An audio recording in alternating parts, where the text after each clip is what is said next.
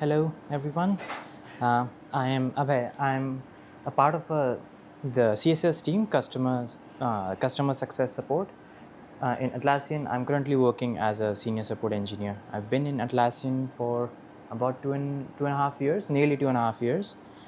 When I started in Atlassian, I joined a team called Cloud Growth. We were given products that were in beta stages or newly acquired product where we needed active support with the customer as well as active engagement with the engineering. So the initial product we used to get were like Optimizory, which was acquired I think back in 2015, Status Page, the recently developed products like Atlassian Rovo, which is the virtual AI agent. We have Atlassian Analytics, which is used to create dashboards similar to Tableau and Power BI. And we have a recently acquired tool as well called Loom, which is used to record videos as well as join in with you in your Zoom meetings to record them, to summarize them, and make sure all the needed points are noted down and the summary can be shared with all the participants. So in my 2.5 years in Atlassian, I've come across AI in a number of places, and I am thoroughly surprised and amazed and love how the integration is going on with AI. As well as I want to take a brief section today as well on how support engineers can go toward to grow into leadership, and how can a support engineer offer their expertise that they gained in their niche to the organization as a future leader, as well as a good mentor for the engineers as well. So before we look into AI, I want to get your insights on what is your view on support. So can anyone give me an example of the recent support experience they had, which they would rate 1 out of 5, 1 being the lowest, and 5 out of 5, 5 being the highest? Any recent support engagement that you may have with whether with Atlassian or any other service. It can be Airtel, it can be Jio, it can be Indigo, it can be your local vendors. Any idea? I will provide 4 out of 5 to Atlassian that we are recently launching our app on the cloud. Hmm. And we have some like minor miscommunications, like we have left 10 days as there was no unusual activity on the progress of the app launch. Right. That was a very kind of disagreement for us. So that's why 4 out of 5. Great example. So can you just give me a quick highlight? What did you like and what did you didn't like, or the things that you didn't like, what we could have done better? So I like the automation. This is that we have just launched our app. Then we got some like the messages and the some support file that we have to upload as well when we launch an app. So, but after that automation message, there is not any like the revert from the Atlassian team that what's the progress going on and is the progress started or not. Yes. So in these 10 days, we are totally out of like the information that what is going on right now. On your ticket, you mean? Yeah. Right. So there's not any information on at these 10 days. That is actually a good example. Thank you. So I'm gonna piggyback on your example. I'm gonna take that to the next thing. As well. Like if you are Yeah. from Atlassian, yesterday only we ordered something from Zomato and it was supposed to be a quick delivery of 15 minutes, but then it took more than an hour. And when I tried to connect with that support, they redirect us to some chat GPT Gia, agent with called Gia, and she keep iterating, oh, your order is delayed, thank you for your patience, your order is delayed, thank you for your patience, and no additional options were given, either to contact any real representative, nor to cancel the order, not to do anything. Even the guy who was there to take our order, he was frustrated and said, "Sir, they are not giving us. What can we do?" So this was a situation where all the people, humans, they were involved. They were frustrated, and we had no option because if we cancel, the whole money gets deducted. So this was kind of automation, like where we got stuck and there was no way out of it. So at the end, the order got wasted. They delivered after 1.5 hours, but we had to throw it out because by then everyone has left. So that was what can we say, like not the kind of support any good company should offer. Now that we are talking about Zomato, who is like the leader in this. Yes, thank you for that. That does kind of show us what's our current implementation of AI, and in some instances, what our experience with AI has been. As humans, we do like to communicate with each other, and when we see AI, our first impression it's a bot, it's running off of a script or a bunch of knowledge articles, and if I am frustrated or if I'm looking sometimes for a niche answer, it's gonna get stuck in a loop and just keep going around and around. And in that moment you wish to get an out that, hey, is there a way I can just connect to a human and talk to them, and maybe they can help me out, they can better understand. So that is the current implementation of AI and the current implementation of support. It has its pros and cons.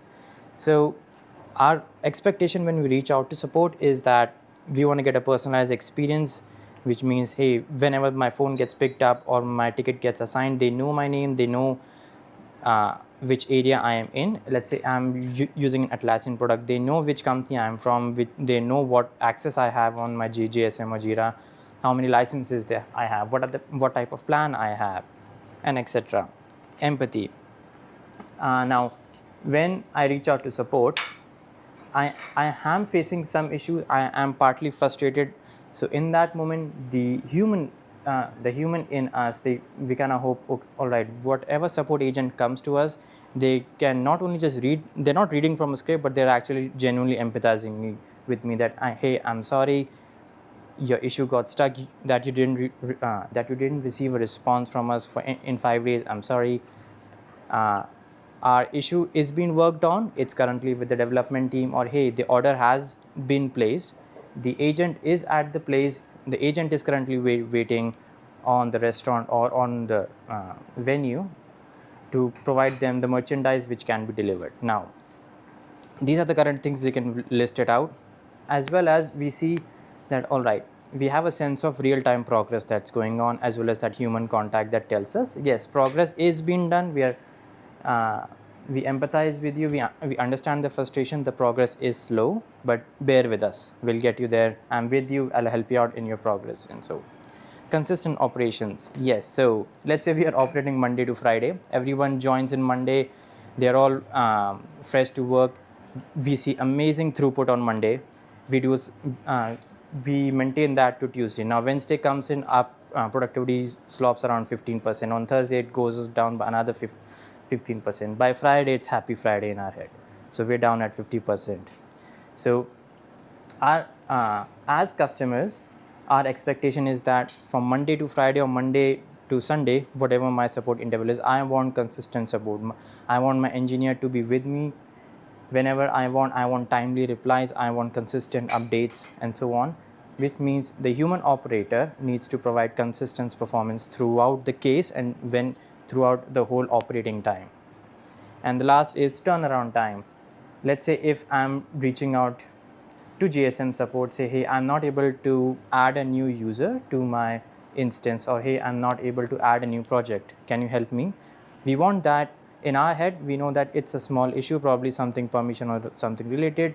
We take, for example, in my head, I spin up a time, say 4 hours. I want a turnaround time of 4 hours. It's a small enough issue. Maybe it's not with the support, maybe it's with that I need to reach out to someone. Support can help me with the exact admin of my instance. I don't know, it's a 5,000 people organization, I don't know who the admin of GSM is. They can provide me that support. But in our head, we want turnaround time, we want quick resolution as fast as possible and as exact as possible. But the reality of support is we are humans and we often face some issues. The first being cultural differences. We as Indians, we provide support to the entire of globe. So I'm an Indian sitting in Jaipur, I'm going to interact with someone from America, someone from Europe, someone from Korea, someone from Australia.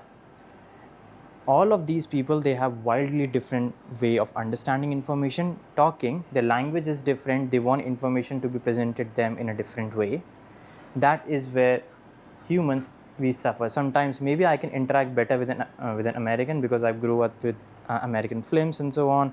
I can do an okayish with Europeans because there's an overlap. But if I go have a chat with someone from Korea or someone from China. There's a wild cultural difference there.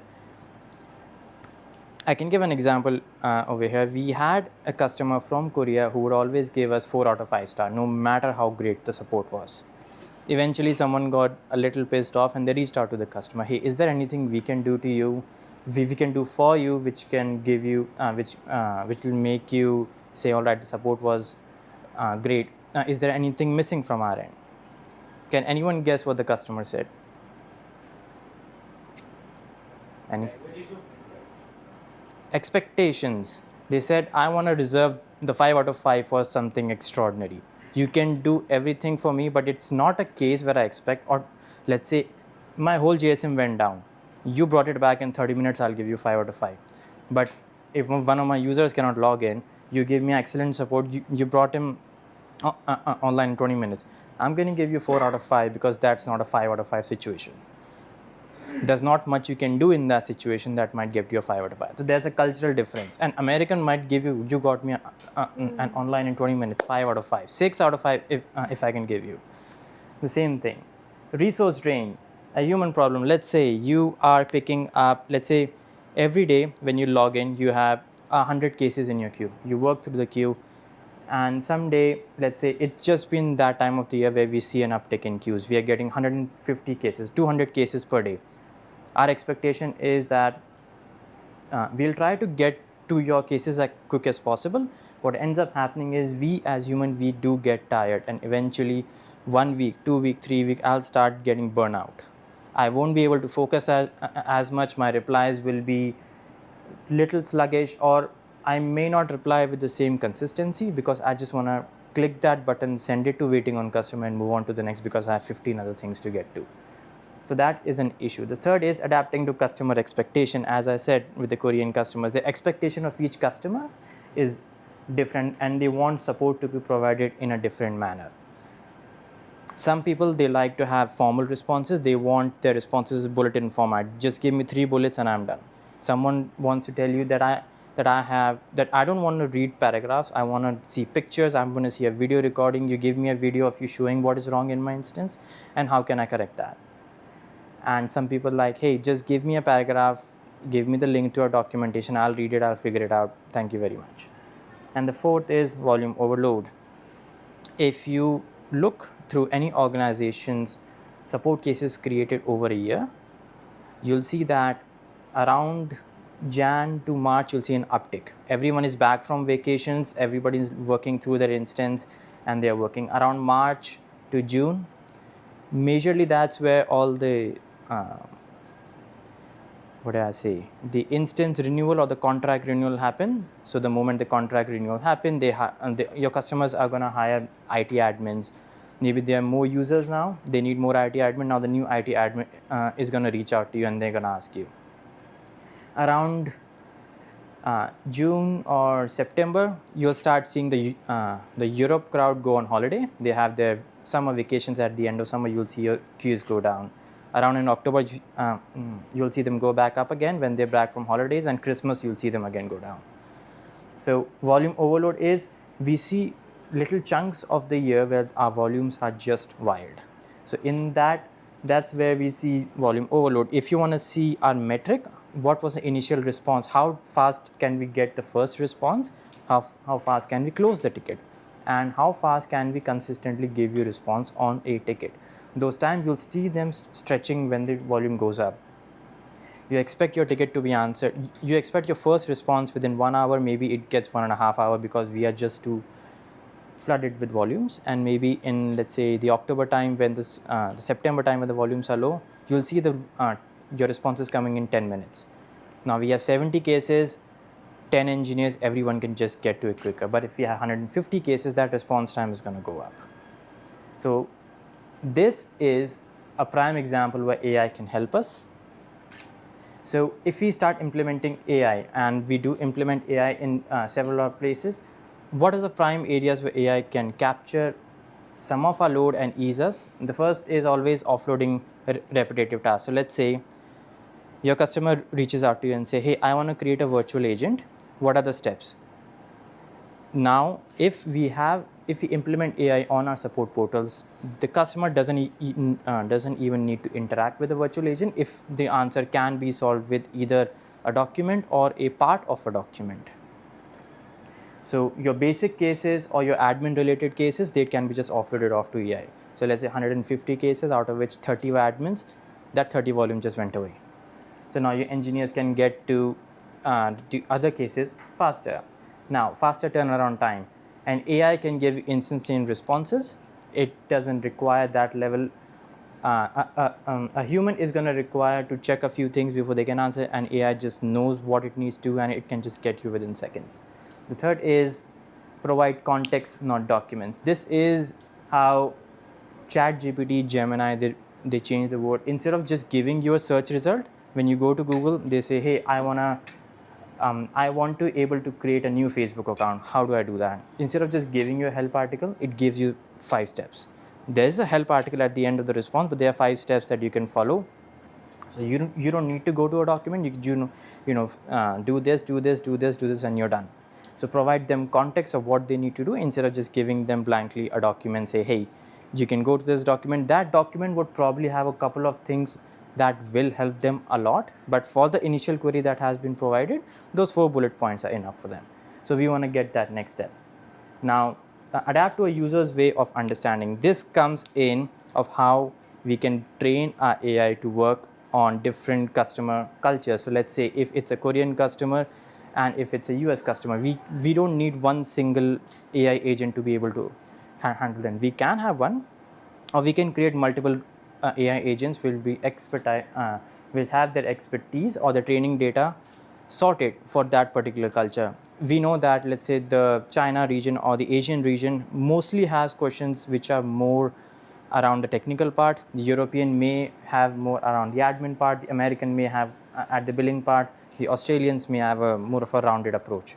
So our AI agent can be trained on that part. So instead of our AI agent going single serving the whole world, we can have multiple AI agents that if the request comes through Asia, it can be redirected to the Asia part and it can quickly give you that technical answer that you're hoping for. And same goes for Europe and Australia and all the other regions.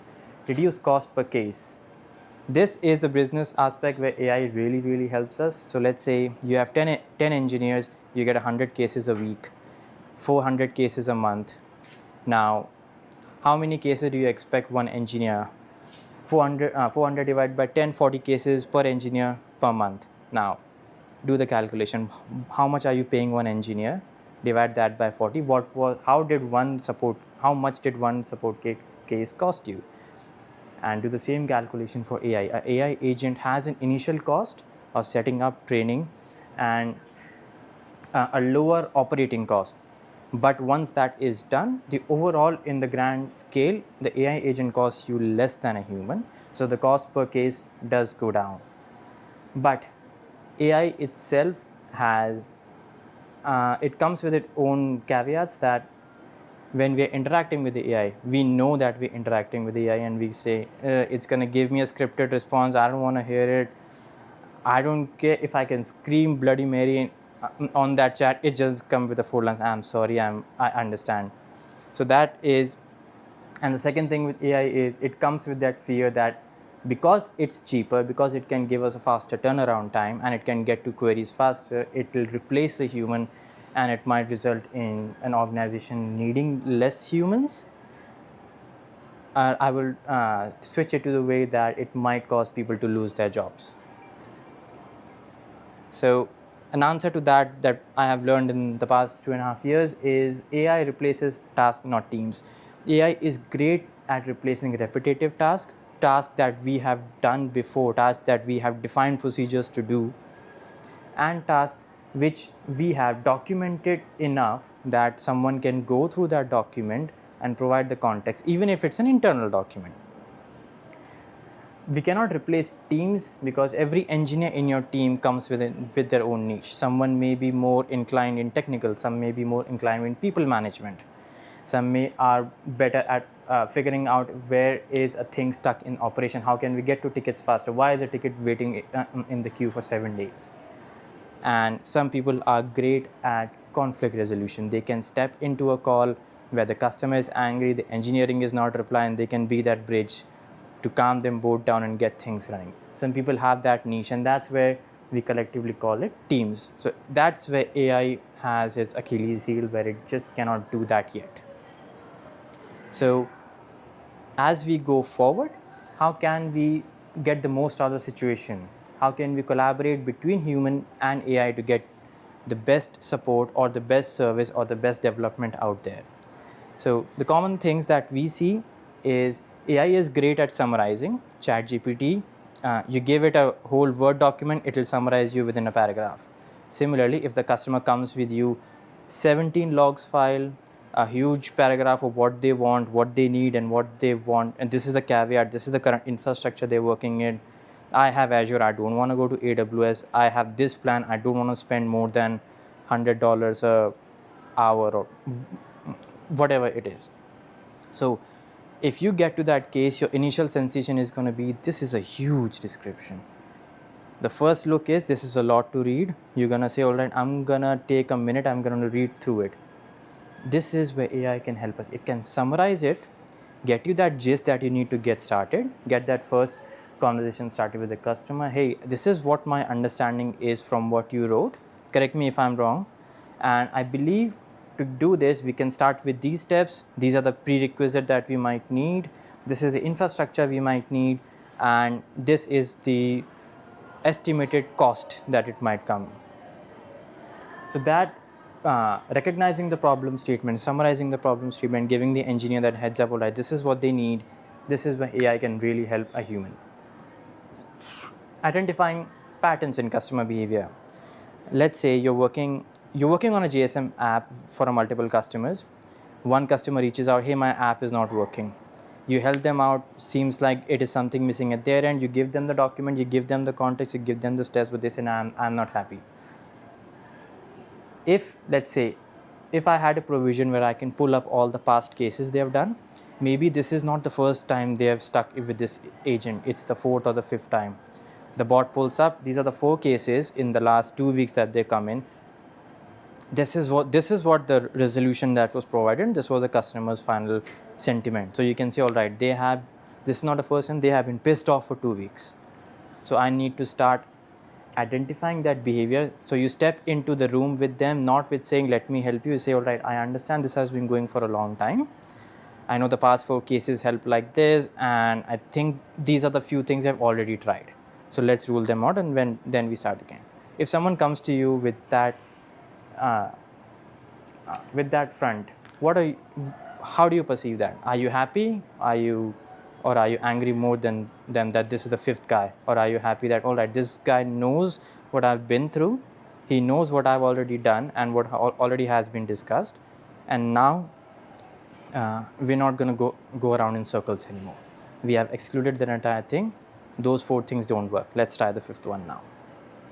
So that sentiment analysis, that getting to that thing, that helps us. Data-driven decision making. Yes. So we have a product called Rovo internally, which is embedded in Confluence, in Jira, and I think in JSM as well.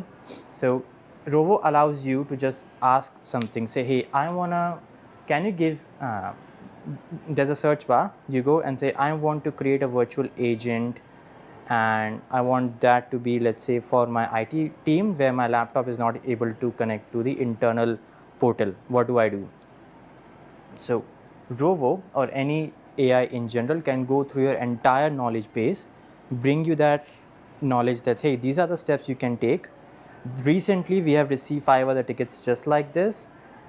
For these tickets, these were the internal tickets that were created. These are the resolution. These are the current statuses of those tickets. We do see that there is an internal deployment that failed at some point within the last week. This is the deployment ID. You may or may not, some of the data will be hidden behind permissions, of course, but yes, you can get a huge boost in your perception that what has been going on with the customer. Let's say the customer comes or, hey, my Jira is not accessible. You immediately, the AI can pull up, this is an internal deployment that happened this morning, 2 hours ago, and it passed with the deployment on its, the deployment did complete, but let's say out of the 100 test cases, only 37 passed. So you know, all right, the deployment was complete, so the major chunk of code may be working, but because a lot of our test cases have failed, which means something went wrong. So this needs to be escalated quickly to engineering because it may be a widespread issue because it's a whole deployment that went down. Context for social connects. I'll go back to the identifying customer behavior. If I can get idea of what has been discussed previously with the customer as well as with other customers from the same organization, I can get a better context. How do I interact with them? What should be my starting point and how should I go about this? They're already pissed off. Maybe if I can get idea of what type of user that is, I can get to know that this user doesn't like big paragraphs, they don't like documents, they like video files. All right, I'm going to go to their instance, I'm going to make a video of what they do, of what they need to follow, and just give them the whole idea. Say you're done, follow this 4-minute video. I have shown what needs to be done, and it also has audio, so which shows you the steps as well. So now, all right, 4 minutes video compared to a 40 minutes document that they might have to read. They're happy, all right, 4 minutes, as well as I can get back, I can scroll back to exact point I missed, and I can the steps keep on going. I don't need to look at it, I don't need to read it, I just need to hear it. Now, summarizing past interactions. If I can get an idea of what has been discussed, they all kind of meld together. So past interactions, they help you what has been discussed. And so I'll give you an example. We had a customer who came in saying that I want to buy a phone number from Atlassian so I can integrate that with Opsgenie. So Opsgenie can use that number. Whenever someone calls that number, an alert is created that, hey, your customer support line has been called. This is the problem they had. This is the alert they had. So to purchase a number, you need to provide your business details because that number needs to be registered with the local authority. They provided us with the documents, and there was some discrepancy in some of their business details within multiple documents they provided. We provided them to a vendor. The document was rejected because the details didn't line up between documents. We reached out to the customer, hey, say we need a document which has these details and we need another document which has these details, but make sure, because it's the same business, ideally your details should line up, but they are currently not. So can you give me some of those documents? The customer say, hey, I don't have those documents, and they closed the case. They were happy. They reached out with the feedback. They say, your engineers don't know, your engineers weren't able to help me, the process is not correct. So when this case, when I came across this case, I went through the customer's profile, see what has been done in the past, and I see in the past 3 months they have raised multiple cases for asking for the same number, and all the cases were turned off with the same thing: your documents do not line up. So if I had known that before, or maybe the engineer would have known that before, they can understand, right, the customer is pissed off for last 3 months because everyone said them the same thing. The engineers are not wrong in their point, it's the regulatory requirement, that is the process we need to follow. But if I knew that before, I could have been able to empathize better with the customer and ask them, hey, I know this has been going on, let me check the other 4 cases and I can get that as well. And the last thing I'll get, sorry, ethical considerations. So in the world of AI, all the industries or all the organizations which actually handle your data, they all have one fear, that if someone is training AI on my data, is my data being held with privacy? Is, if I want to know where my data was used, can I know what all training was it used for? And are you training the AI on the entire data or only one chunk of data? So let's say you trained your AI agent primarily on enterprise data. Your organization works with 100 customers. Out of those 100, 80 are enterprise customers. So the major chunk of data you have is naturally enterprise based. Now, if a low tier customer comes in with a low plan, they ask, hey, I want to do this. Your AI comes and gives them a response, do this, follow these 4 steps. The customer comes back saying, the button you say is not there on the UI, because it doesn't exist in the low tier. It exists in the enterprise plan. Because the AI has only been trained or majorly being trained on the enterprise thing, it kind of gets that issue. That's where the human comes in and say, this is the ideal thing. It's primarily works for enterprise. Let me see what I can do for you. Maybe the flow doesn't exist for the low tier. And then as humans, we get into that jugaad. Let me see if I can do something for you. I can work around with the existing thing you have and get you the answer you want. The next thing, leadership. Up till here, I'm gonna pause for a second. Any questions do you have? If you have any experience with AI where you wanted something else to happen, or do you think how AI can help us better apart from the points that we have already discussed?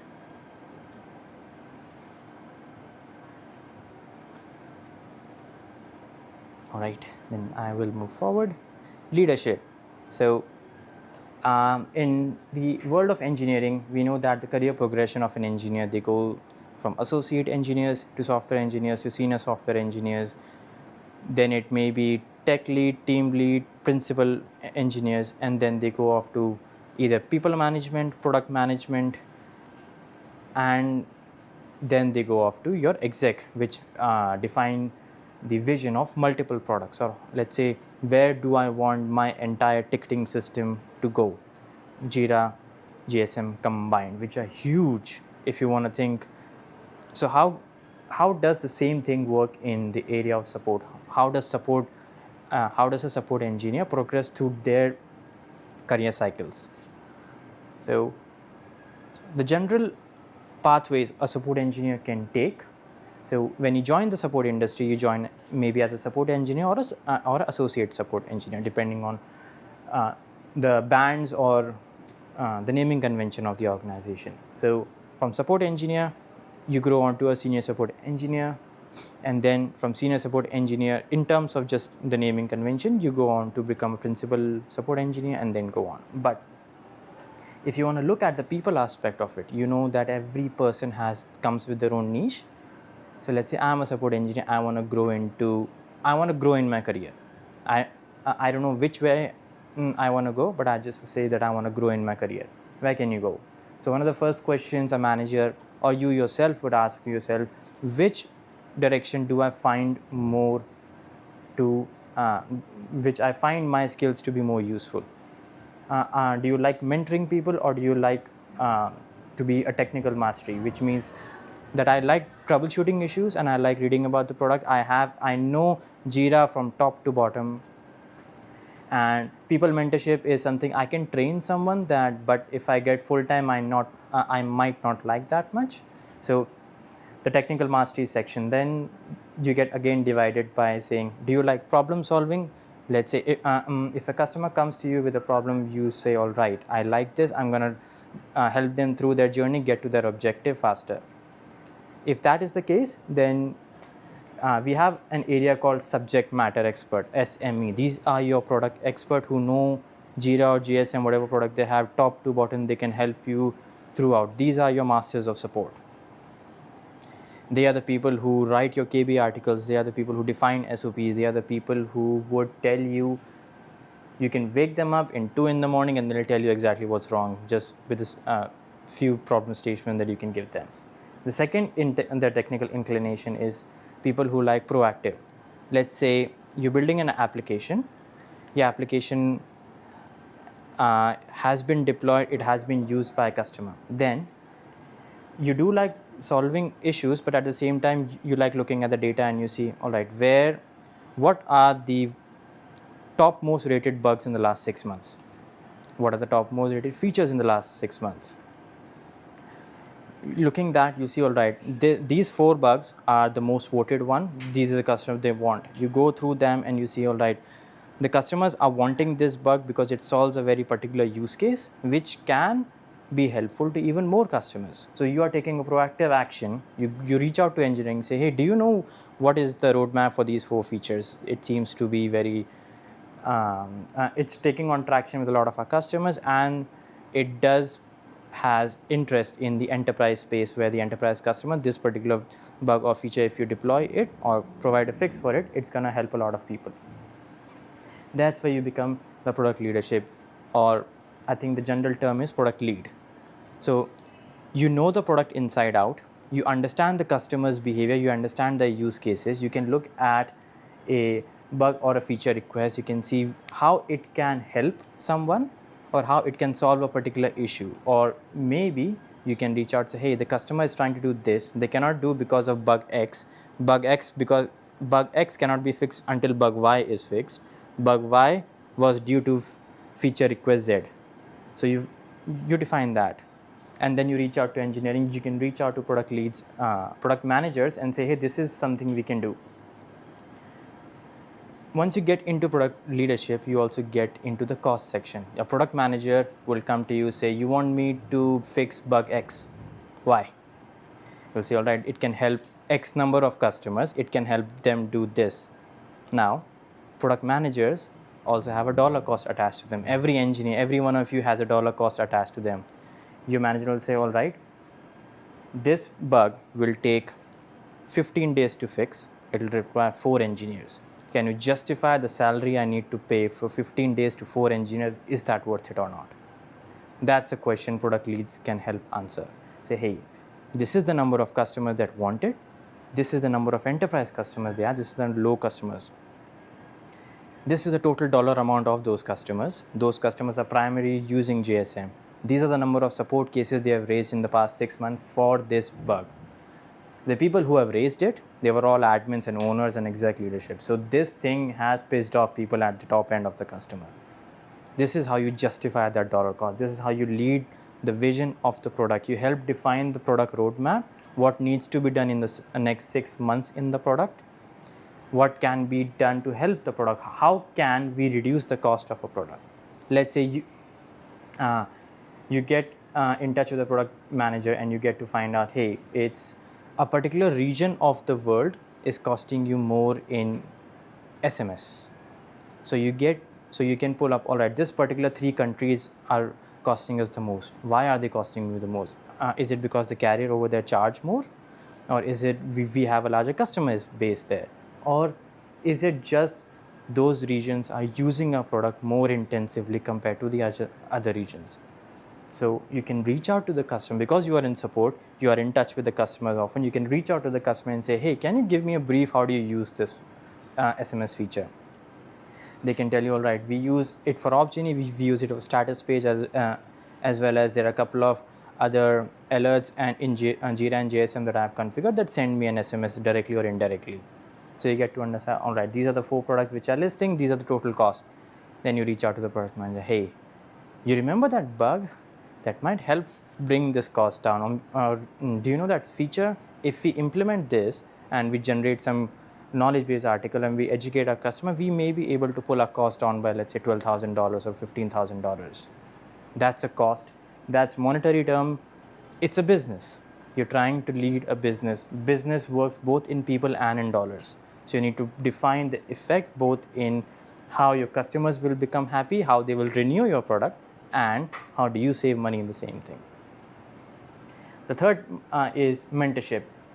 Maybe you really have a knack for mentoring people. Let's say when you hire new people, when you hire someone, you give them a buddy which will get them through the organization, get them trained on your product, on your policies and everything, and you mentor them along the way. So that is something you really like.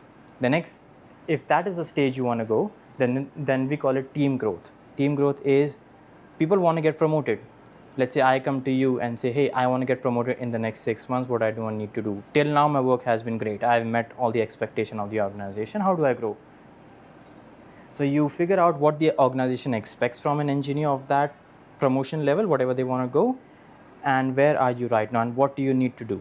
And let me define a path for you. You follow this path, you gain all these skills, you do the work, and then you can get promoted in the next 6 months if your metrics or your performance is consistent throughout, and you have been doing more than your current role. This is how most organizations are going to judge you. So while you're working, growing is great, but every organization is going to ask you, I want consistent performance.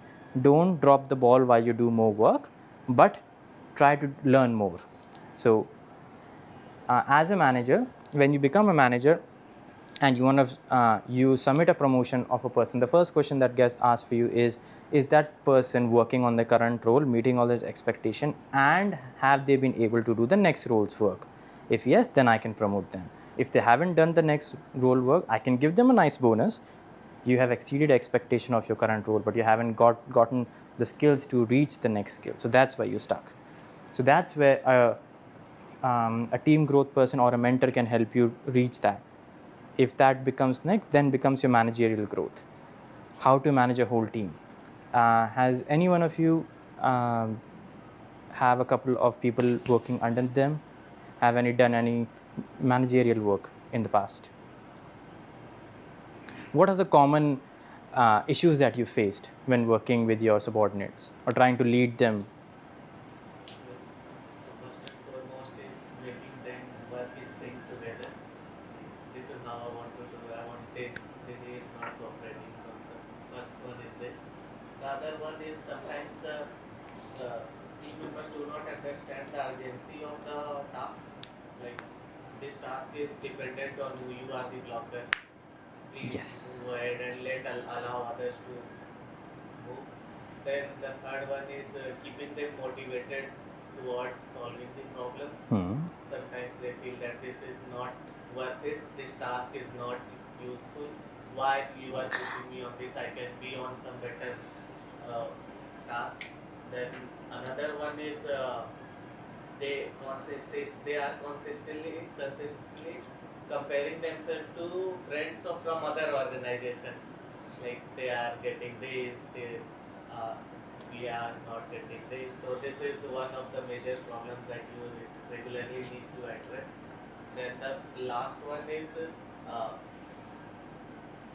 promoting them to like you said, like how do you grow in organization, like forcing them to learn the communication skills, the writing skills, the speaking skills, the presentation skills. Like being good engineer is just not enough.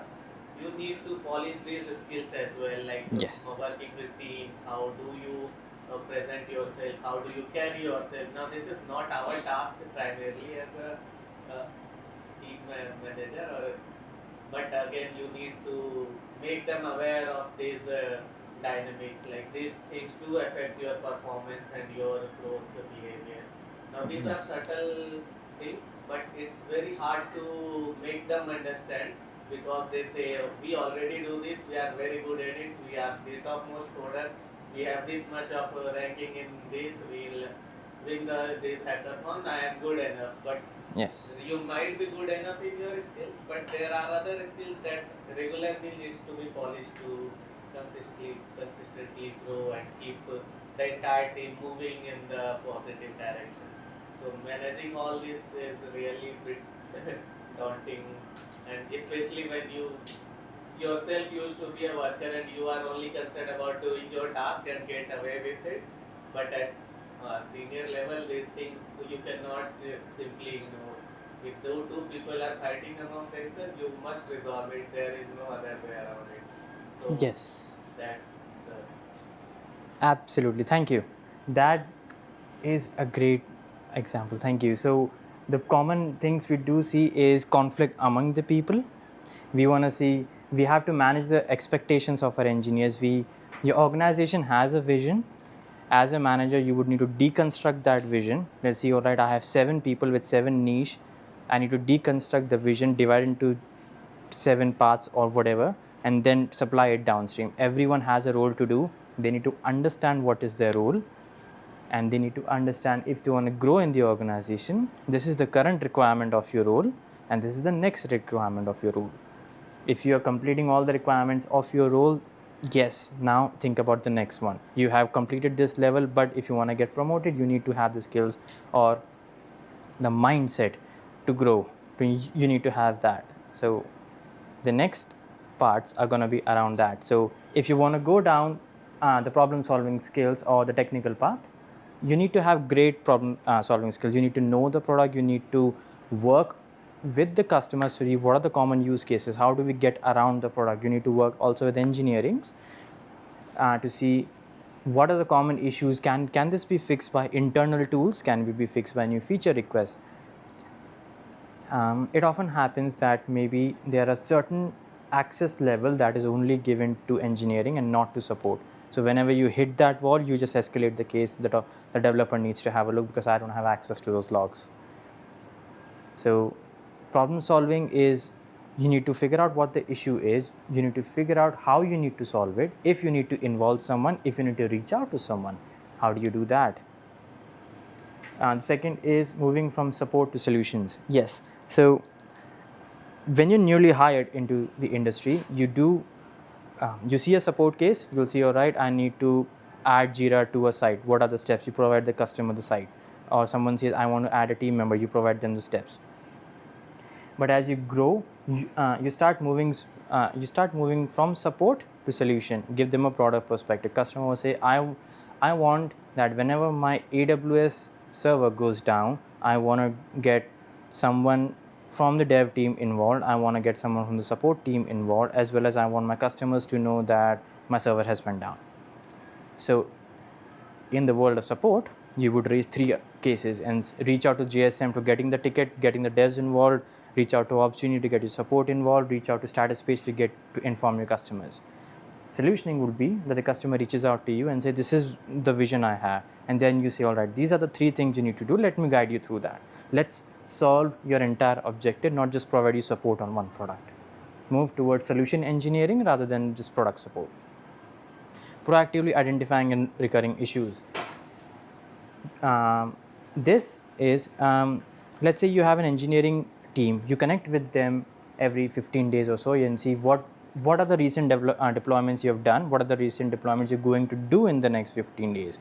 Is there any bugs that you have taken on? Is there any feature that you have deployed? And what are the possible things that can go wrong in this thing? Ready the support from what is coming. So identify the issue, get to know what has been deployed, what might be coming up. And I said, let's say there are a couple of issues which just require more logs or higher level of logs. You reach out to engineering, hey, say, can you develop me a portal where I can just fetch the log? I don't need the permission. You present the logs to me and I just want a way to filter it. And shaping strategy. So if you want to become a subject matter expert, you need to go towards the product development side. You need to know what the entire product is and you need to know how it works, what are the possible ditches it can have. Process development is when you go down the product leadership side, you get to know how the product works and how fast what are the common issues faced by the support engineer, internal issue faced in the organization. You can fix that. You define processes where your team operations get quicker. You can get to resolution faster. Is there anything hampering your engineers from going the extra mile? Maybe if they're hitting the volumes, all right, let's see how we can control the volumes that even come in. Let's say 20% of your support queue is basic cases. Why are the customer even has to come to us? Why can't they just go to support.atlassian.com, go to the knowledge base or go to community and find the exact article they were looking for? We generate articles, we generate help for the customer that they don't even need to reach out to support. So we reduce the support count. And the people side of thing, as you said greatly, so mentorship, people need to understand that, all right, the way to grow in the organization is that you have to keep on learning. Maybe you have acquired the 5 skills you need for your role, but if you want to grow, you need to have the 6, 7, 8 skills as well. So you need to create that mindset that they need to learn. Conflict resolution. This is a reality of a manager that people there'll be some days where people get along and some days where people don't get along. Figure out how you can help the team manage. A very crude example is when you hire new people, you get, this guy got a gray mouse, why did I get a blue mouse? Is there some difference between us? This guy got 5 stickers on his laptop, I only got 3 stickers. Why did this happen? So these are the things. These are very crude example, but gives you an idea what type of conflict resolution that you might come in. Understanding emotions and challenges. This is again conflict resolution. You have to understand. Let's say you put in one of your engineers reaches out to you, say, I want to get promoted, and you say them, you have done great work, you have met all the expectation of your role, you have shown some skills of the next role, but you haven't shown enough. Now in that moment, you're in that room with the person, you'll see the expression on their face change. You'll see that I have done enough and still I am not valued. And you as a manager need to understand, you need to start reading the room and say, all right, you cannot just jump straight and say that you're not good enough. You need to ease them into it. Say, this is the 3 things that you need to do. Give me 3 months, we'll work through it, and in the next quarter, maybe we can submit the promotion, because by that time you might be ready if you work consistently. Capturing that emotions, building that mindset, gaining the trust that you are working with them, you're not just setting them aside because you haven't met the expectation and you need to figure yourself out. And a pathway between a manager and a program manager is, let's say organization, let's say your investors, they come to you, say, I want 15% more revenue in the next year. They say that, they come to your CEO. CEO says, I have 5 products. Jira needs to grow by 7%, JSM needs to grow by 5%, Opsini, and they each need to grow by 10%. They just said this, figure it out. Then you come to the next level. What a Jira product manager needs to do to make sure his particular product grows by 10%. What does Opsini need to grow by 10%? Deconstruct what is the organization's requirement and translate that into your team. Let's say your support manager or your support lead, whoever is the head of the department, they say that I want my initial response time to be whatever my SLA is, I want 98% of SLA to be met on time. So as a manager, you will see what's the current SLA, what is the blockers that we currently face, and how can we make it better. How can we reach those goals in time without causing burnout into our people? A burnt engineer is no good. So you need to figure out a balance. You need to also fight above that, hey, my engineers are already hitting that limit, I cannot push them more. But at the same time, you need to make your engineers understand, hey, there's a change in space, there's a change in requirement. Let's see how we navigate this new realm now. Right. I'm going to take a moment here before I get to the key takeaways. Any questions, any feedback, or any example that you may have come across that may or may not have satisfied the points that I have presented?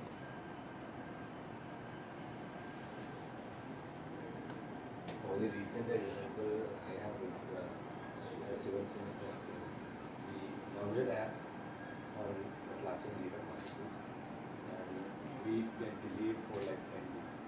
So we didn't get any information why it was delayed, what happened internally that it got delayed. So maybe it's like a sort of a feedback that if users can know that at which state the current ticket is in, like kind of milestones, so that would be a better approach for them also to like get in ease that okay, my issue is here and we can like, Definitely. Maybe we cannot move the status of the ticket, but the engineer can come back. If it's a high priority ticket, every 3 hours, every 6 hours gives you an update. It might be just the same update. I'm working with engineering, but there is an update. This ticket isn't lost in our queue. So that is a great feedback, and that is every product lead, every support engineer needs to work on as well. See, this is the type of thing that managers really get into, that let's get high priority tickets needs to be done in this time. Let me work with you to get this thing done. If you're burnt out, if you're having any struggles, you reach out to me, I reach out to you, and we work together to do this. That's a skill that develops over time. That trust basically develops over time. Thank you. All right. To finish this, I'm just going to summarize the last 53 minutes in 3 points. So AI should not be viewed, AI should be viewed as a chance for advancement and not a threat. We do have this fear that it might take our jobs, but in this new world, we actually should be looking at as a chance to advance ourselves. We can grow, we can hand off the repetitive tasks to AI, and we can grow as engineers ourselves, so we can tackle that much more complex issues. Leadership isn't about managing people. Yes, leadership, it's not just that you are making sure everyone is meeting their goals, everyone make sure they get their salaries, do the EMIs and all. It's about growing your people, but at the same time, you work for a business. You as a manager also need to make sure your team delivers. So that is something a manager needs to do. And the last thing for any future manager or current manager, I'm just going to give, this is a thing I've learned in the past 5-6 years, that a true test of a manager is how does the team performs when they are not there. Let's say a manager is sick for 3 days. Does the team stop performing? People say, oh, manager is not here, it's all chill time. Every day is happy Friday. That's not the case. So how you build a team, it depends how, that will be the test of you as a manager. How does your team perform when you're not there? Everyone has a family things happen. You need to step out for maybe a couple of weeks at a time. Does the team stop working? No, the team should be keep running. That's the type of sharp cookies you hire, and you train them, you build that mindset, and you make them understand the expectation from them, as well as what is they need to deliver and how is the organization working with them to help them deliver. Right. That is all I had. I will open it up for any questions and queries or feedback. It was a very insightful session. Thank you. Right. I have a question. Since we are transitioning from human support, mostly we are used to the support provided by humans at our role or on chat. Now that we are moving into AI and there are visible pitfalls that it keeps on repeating its own. Now, how do we make this transition smoother and acceptable to the end users? This is a really difficult situation where we want to offload our work to AI, but even they know that this is being answered by AI, and the moment they see that it's a bot, their first reaction is it's a bot, it's just going to keep us in. So what can we really do for our end users, like for we from the software side, it's good for us, but when we talk with our end users and customers, they really feel frustrated by this. So how can we smoothen this transition or make them feel good? Okay, this is the answers that you can get in quickly in 5 minutes. But if not, we will definitely hold your hand and get you through. They should feel good about it, like we are getting the answers in really quickly. But if not, we are still there. Now this is the kind of transition that we definitely want our end users to feel. But so far it's been bit bumpy ride. So what can we do or what can we improve to make it transition is Yeah. So at the software level, the first two things I would personally implement is you divide your application into your basic, intermediate, and complex parts. So if a customer reaches out with an intermediate part, let's say they have a particular part of an application which is relatively complex. If a customer comes to you with a query about that, it immediately goes to a virtual agent.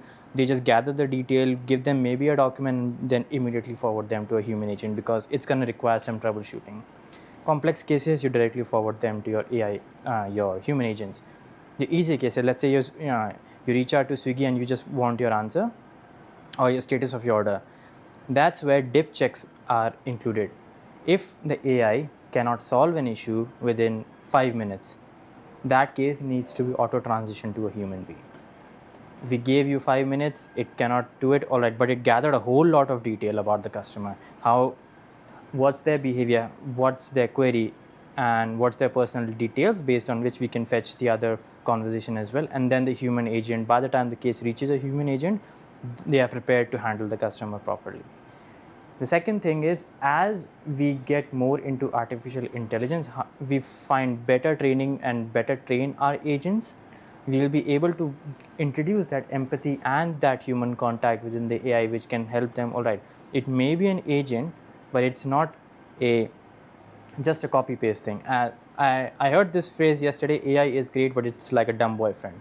It can do what it needs to do, but it needs to be told exactly what it needs. This is the objective, figure out the part, but this is the objective. So AI at the moment can give you reach out to ChatGPT, I want to build a presentation. It can give you slide by slide. But when you read it, you see, all right, it gives me a rough idea what I need to do, but it doesn't align with what I want to speak. So you take that as a reference and you start building on your own. So AI gets better as it keeps on learning about people, and as well as it starts to see how most issues are done, what are the workarounds previous engineers have done, and you need to define a termination point. If it's not done till now, you need to pass it on. You need to escalate this and need to get a human involved.